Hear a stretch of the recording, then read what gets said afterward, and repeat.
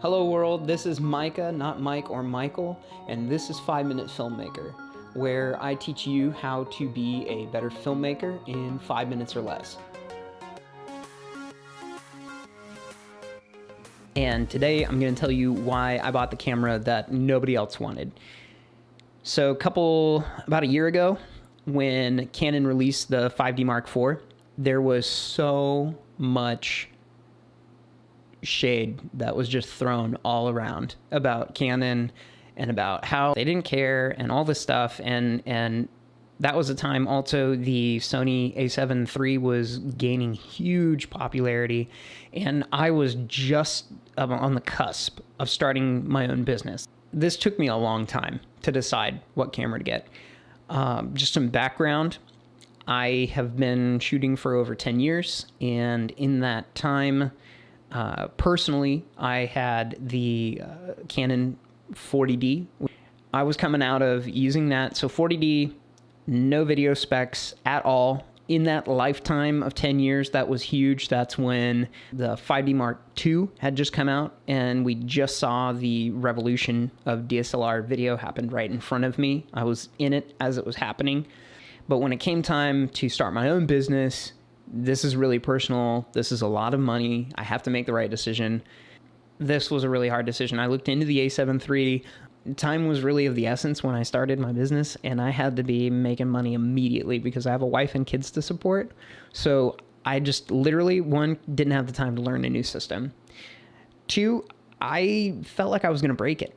I mean, the a7 IIIs, I had a friend who had one. He let me check it out, and the images were very pretty on it, but just the body itself, I was just afraid if I dropped it that it was just going to be done. I wanted something that I could take anywhere, everywhere, get wet, not worry if it's raining. And people were just so mad at Canon because for video people, they're like, oh, and the 4K file's so big, and it really shouldn't be an issue that the files are real big. Again, I understand you're on a budget, so am I. Learn, adapt, don't overshoot.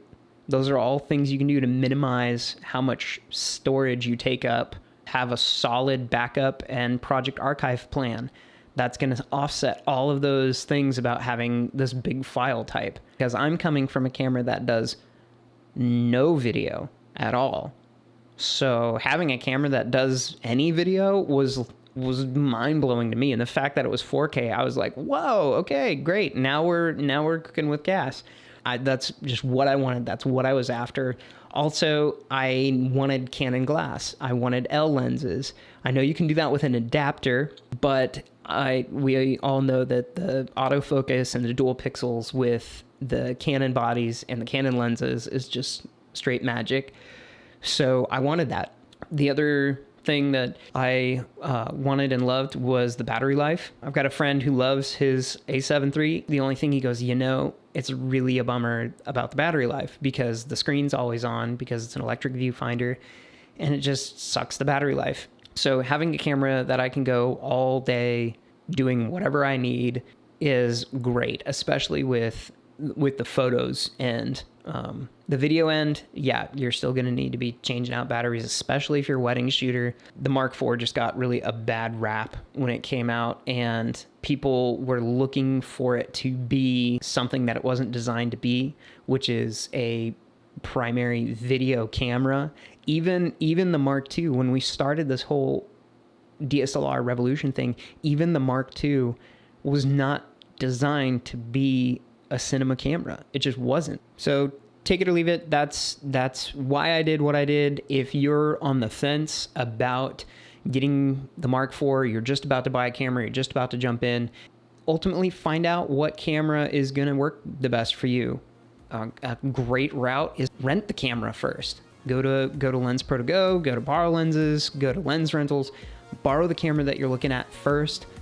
I strongly recommend it. And then have a solid upgrade plan. Look to the future with what you're buying and how it's going to serve you. And remember that lenses are forever. I'll say it again, lenses are forever. Bodies come and go. If this information was helpful for you, please subscribe, and I'll see you next time.